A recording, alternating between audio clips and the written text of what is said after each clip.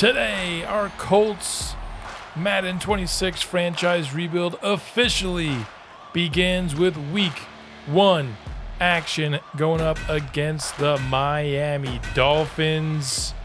Excited to get this season underway. It is make or break time for Anthony Richardson and some others here on our Colts roster. It'll be a battle of two teams who went 8 and 9 last year and a couple of coaches who need to start showing some results if they don't want to be on the outs for their respective teams. Should be a fun week 1 game. But let's talk about our preparation for it before we get it going.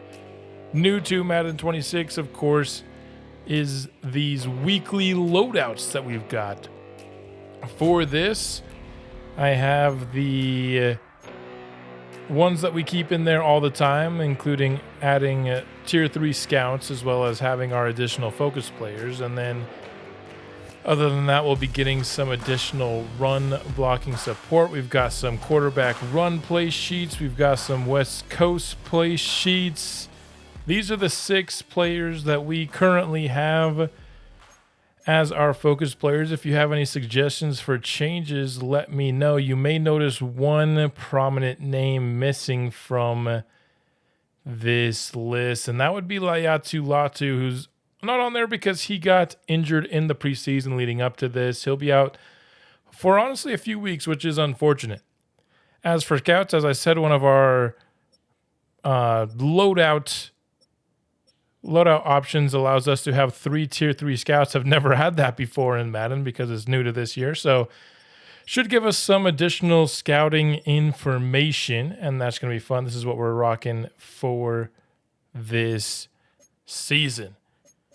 And then one last thing to take care of here before we get into week 1 action. We've got some upgrade points to spend, some that we got in the preseason, others that we got in the training camp drills, and so that gave us a couple of guys with even 2, the people who were close to an upgrade and also got a training camp drill. Nick Cross gets a couple of upgrades here. Latu does as well. So despite the fact that he'll be injured to start this year, he does get still a decent bit of development. As you can see here, he's out for the first 5 weeks for now. I know there are some trainer abilities that potentially make it faster, and if that's going to be an option, I'll probably take it for Latu because he is the main edge rusher that we want to develop on this team, and so having him able to come back and start picking up some stats would be pretty vital for us. Let's get our upgrades for Anthony Richardson Sr. here. What do we do for him? Honestly, I want to focus on getting both awareness and accuracy up for him. We get some deep accuracy. We get some at all 3 levels there. No boost to awareness, though. Second upgrade here, we get a play action boost, which is nice, and all 3 accuracies again, but 2 upgrades, no awareness. But some solid accuracy, which you love to see. Next up on the list here is Jalen Carleys, who we had do our linebacker training camp drill. So he has 2 upgrades for us. Gets some nice coverage upgrades, though. We'll go 1 coverage, 1 run stuffing here, plus 4 block shed. Is beautiful. And these are his ratings heading into the season. Next up is our offensive lineman that we decided to do our training with, Bernard Ryman. At left tackle, I chose him mostly because he's actually athletic enough to do the drill. You have to be fast enough to do that drill. In my mind, I have a tough time doing it with slow offensive linemen, so he's, of our starting guys, the fastest one, or at least of the guys that I'm trying to keep long term. So he gets the upgrade there. Does not actually upgrade his overall, however, which isn't bad considering we do have to give him his contract, although I will just be giving him the contract he signed in real life, which I'm sure will be larger than what Madden would have signed him to. So we're going to be overpaying him in Madden terms, I would guess either way. Slot upgrades has been the way to go with corners lately, although I didn't love what we got there. Got a lot of non-coverage stuff. Next up on the list is Adonai Mitchell. I wish it didn't take so long just to get to every player's screen here. These loading screens are worse than they've been in many Maddens, but we'll go deep threat here. Trying to get some nice release boosts, and we got a +2. Very nice. Although it did knock him out of scheme fit, which is unfortunate. And then last is rookie running back DJ Giddens. We will try to make him a scheme fit by giving him some elusive back upgrades, +2 to his juke, gets a change of direction, and a ball carrier vision. Offense, first on the field here for week 1. We are ready to officially get it underway. 2nd and 11. Richardson has time in the pocket. Gets his first completion of the season to the first-round rookie. Tyler Warren wasting no time getting involved here. 2nd and 9 once more. And this time over the middle, contested to Josh Downs. The give to Jonathan Taylor, and a big hole up the middle. Has an explosive gain down to the 20. The Colts are moving in their first drive of the season. 1st and 10, play action. Richardson fires a strike towards Michael Pittman. And this Colts offense moves right down the field for a touchdown on the opening drive of the 2025 season in front of their hometown crowd. And, I mean, Richardson looked really sharp there in the first drive of the season. Going up against Tua at the age of 27 here. Give on the outside to Devon Achane, who has some serious juice at the running back position. Goes for a big gain here. Now play action. Finds a wide open Tyreek Hill. He is a problem. Just look at how glitchy his movement looks because he's just that fast. And this Dolphins offense is a really interesting matchup against our defense here, as we do get the stop eventually with a throwaway on 3rd and 5. We are a defense that I think has some talent, but certainly lacks speed in a lot of areas, while the Dolphins are pure speed. So a kind of a clashing of two different ways to get talent on your team. A big return from Eli Gold here puts us up in great field position for our second drive as we have a 7-3 lead. Into the flat on 3rd and 6. Pittman will move the chains, avoiding the 3 and out. Give on the stretch for Jonathan Taylor. Tried to cut up inside, but Sealer was right there waiting for him. 3rd and 10. Richardson taking a shot down the left sideline. Once again, trying to find Michael Pittman, who's been a target often here in the first quarter. Down goes Tua on 2nd down, and that's Grover Stewart with the first sack of the season. Not the most pass rush prolific player in our starting lineup, viewed as more of a run stuffer. But he gets to the quarterback there. 3rd and 15, Charvarius Ward, the new Colts. Gets his hand on the ball, and the defense gets the stop. It remains 7-3. 3rd and 4. Tyler Warren over the middle. Hauls it in for another catch. 2nd down now. Richardson with the keeper. Breaks a tackle, and he's inside the 15. Now the way down to the 6-yard line. You know he's a serious threat with his legs. And we hope to be able to utilize that well all season long. We've got the last play likely of the first quarter here. Thought that Downs had a free release in the end zone, but a good bait by the Dolphins defense to force the Colts to just 3. Tua, too much time, eventually finds a man down the left sideline for a big chunk gain for the Dolphins. 2nd and short, the give to Ollie Gordon. Has the Dolphins on the move. Now 3rd and 2. Once again, the give, this time to Achane, but he is wrapped up by Nick Cross. One of the few defenders that actually does have speed on this team. But the Dolphins are sticking on the field on 4th down, and Achane has a big hole. And the Dolphins still alive here with this drive. JT Tuimoloau with the sack of Tua, the first of his career. The first 2 rookies drafted by the Colts in this recent draft, both making an early impact here. 2nd and goal, and nicely broken up by Kenny Moore. Tough situation for the Dolphins. Tua, clean pocket. He's going to step up in it and fall well short. So much like the Colts, the Dolphins are held to a chip shot field goal. Jonathan Taylor, big hole, has one man to beat, and he puts him in the ground with a nasty stiff arm. He is gone to the crib. Touchdown, Indianapolis, who takes a commanding 11-point lead.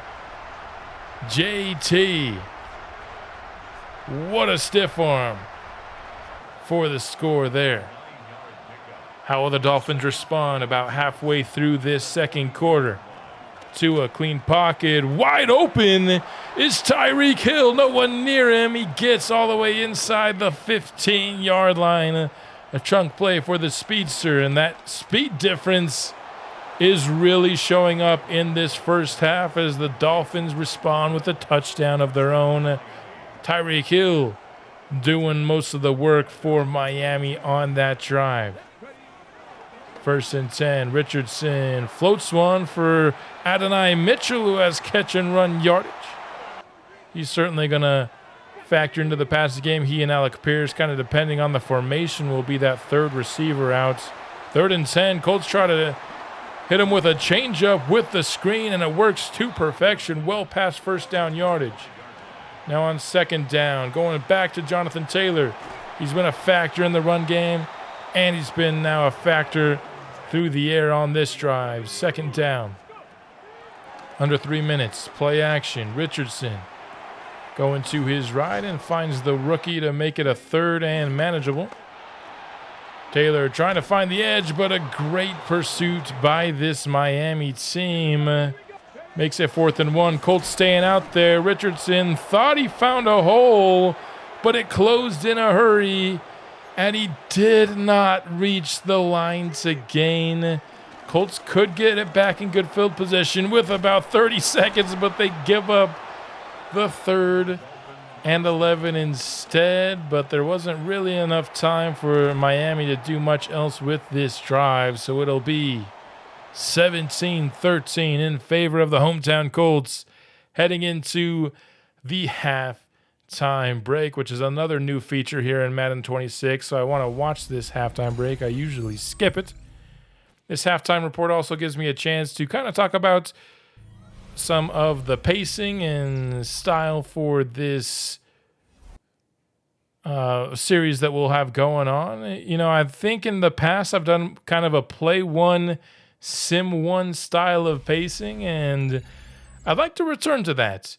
If I, that's kind of the plan that I have here for the start. Maybe the occasional play one, sim two. Oh my goodness, what a hurdle by Dallas Goedert. He's breaking all the tackles. He scores on this play. Jeez, what a play by Dallas Goedert. That's a sick highlight. I'm liking this halftime report that they added here in the game. But that's kind of the plan. So expect to see in this episode, for example, we'll play this game and then we'll simulate week 2. Bryce Young juking out defenders and falling into the end zone. Man, they created some pretty nice highlights, I will say, for this first halftime report. And then we get the scores around the league here at the end. My Philadelphia Eagles victorious in week 1 here in the sim. Let's get into the second half. Dolphins start. They have a man in motion. Play action. Blitz almost gets to Tua, but instead it's a big chunk play to Jalen Waddle. I mean, what a blitz pickup there by the running back. Rarely do you see a running back just stonewall somebody that hard. Speaking of chunk plays, here's Tyreek Hill at it again, breaking tackles. I thought he could have scored there. First and goal, and Tua just easily scampers into the end zone. That's the easiest drive yet. Anthony Richardson keeps it on the run game, and he gets a first down and more. Showing off his ability on the ground. He's had a good day through the air. But, of course, we know what kind of a threat he is on the ground. Showing it off again here. 2 chunk plays with his feet to begin the third quarter. 3rd and 4 now. And dropping into coverage is Bradley Chubb, who makes a leaping, diving interception, falling on his back. A defensive lineman. I mean, you just got to tip your cap to the defense sometimes. A defensive lineman making that kind of interception is some nasty work. Tua, all day, we have not done a good enough job with our pass rush today. Really missing Latu, although I'm not sure how much, if he would have made enough of a difference here. We haven't gotten to Tua since very early in this ball game. 2nd and 5 for the Dolphins. Play action once more. Tua, deep drop, going for it all, and Charvarius Ward gets a hand on it. That's going to bring up 3rd and 5. Tua going for it all again, this time down the right sideline, and our 2 best corners each doing a great job making sure they don't give up explosive plays. We get what we needed out of that drive. Josh Downs with a catch. RPO game here. Mo Alley Cox, first reception of the game, comes here in the 3rd quarter. Nice read by Richardson there. On the corner route, on 3rd down, Tyler Warren breaks free. He continues to have a strong NFL debut. Colts trying to avoid being held to 3 here. Had an open man, but ultimately 2 Colts receivers running into each other results in an incompletion. Another chip shot field goal for the Colts. Oh my! Tyreek Hill has broken free. The Colts run an all-out blitz, and Ward gets dusted by Tyreek. Another example of speed kills in Madden. The Colts went with aggressive defense and got burned. Time for the response. Jonathan Taylor, he's gone to the crib on a long run once so far this game, and now he does it again. Put this offense on his back. He is capable. What a week 1 for Jonathan Taylor. Now a hat trick of touchdowns for the star running back. This is still anybody's ball game, just a 3-point difference here heading into the 4th quarter. Tua, somehow that's caught over the middle. Looked like an interception by Zaire Franklin. Instead, the Dolphins move the chains. DeForest Buckner breaking free of his block for a loss of 2 on that carry. 3rd down for the Dolphins. The Colts switching up their defensive line. Doesn't really change much in terms of the pressure, but the Dolphins are stopped up short anyway. Indy could tie or take the lead with a good drive here. 2nd and 10. Richardson is going to Pittman, but it's through his hands. Brings up a tough 3rd and 10, but they're going right back to wide receiver 1 on the corner route into Dolphins territory. On 3rd down, trying to find Pittman once more, but it's through his hands. The Colts are staying on the field. 4th and 5, back to Pittman, and he just could not hang on. And to make matters worse, that drive, Jonathan Taylor is going to be out for the rest of this game. Tua stepping up again. I mean, call him Lamar Tagovailoa in this game for all his running. Jalen Waddle outruns Kenny Moore down the right sideline. Got free on the out route in man coverage. 3rd and 9. Tua stepping up. Jalen Waddle wide open, but he fumbled the ball. Cam Bynum is on top of it. He also forced the fumble as well. A big time play from one of the newest acquisitions on this Colts team. Dolphins threatening the touchdown. Instead, it is a turnover. What a play by Cam Bynum. Going on the run this time, it's Khalil Herbert who gets stopped. They initially called it a safety, but gave it to the Colts at the half-yard line instead. 2nd and 15. Richardson, he's going to take it with his legs, nearly getting the first. On 3rd and 1. Read option here. Richardson keeps, but gets a great tackle from the defender. He just couldn't make the DB miss on 3rd and 1. It was the right read. The defender came crashing. It's just the defensive back made a great play. Wide open is Hill. To up to 377 passing yards. Not been a great passing defense day for the Colts here. At this point, they've already let the Dolphins in scoring range. It's just got to hope to hold them to a field goal here to have a chance at it. Achane on 2nd down is stopped up by Carles. So they need a stop here. 3rd and 5. Tua has a quarterback spy on him, and it works. The Colts get to the quarterback here. Samson Ebukam finally gets there. We have not seen enough of this defensive line getting to Tua in this game, but we got to him there. The hope remains alive. A 6-point ball game. We have 1 timeout remaining here and just under 2 minutes. 2nd and 2 here for the offense. Adonai Mitchell crosses the formation. Runs a quick out route and will get out of bounds to stop the clock. 1:35 remaining. 1st and 10. Richardson, deep drop, going for it all down the right sideline. But the Miami Dolphins had 2 defenders in the area. Would have been an insane play by Alec Pierce. Rolling to his right. Richardson is just going to pick up some yards and get back out of bounds. 3rd and 5 here. 1:23 left. We'll take the middle of the field. Still plenty of time on the clock. Hurry up formation right after that. 1st and 10. Colts looking for a shot play, but they did not get good blocking. And they'll use their final timeout after the sack to avoid a huge loss of seconds. They get it up to a 3rd and 1 here. Trying to run a screen play. Herbert is tackled in bounds. Colts hurrying it up to the line here. Down to 40 seconds now under left in this ball game.